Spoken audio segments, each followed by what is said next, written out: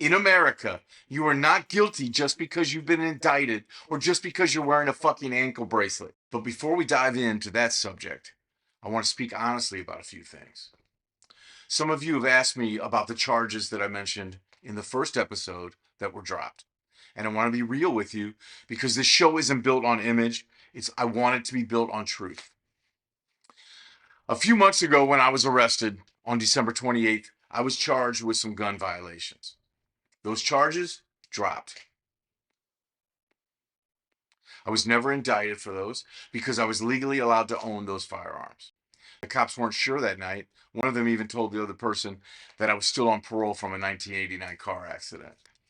I wasn't. I've been off parole since 1994 for that accident. But in the chaos, nobody cared about my side of things.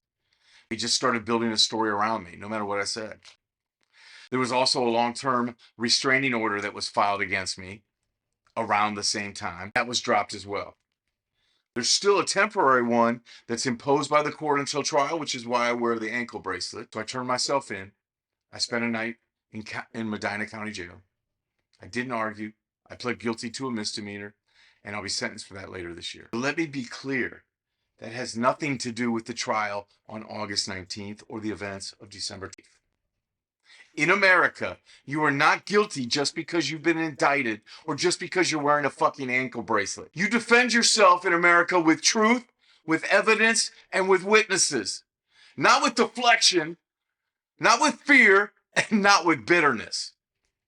The people who have stood by me, they know that. They know the full story isn't out yet. The prosecutors, they've never asked me or my lawyer a single question.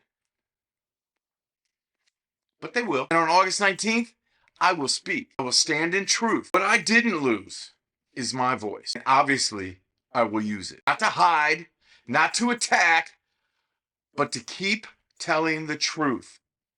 Even when it's painful, even when it costs me.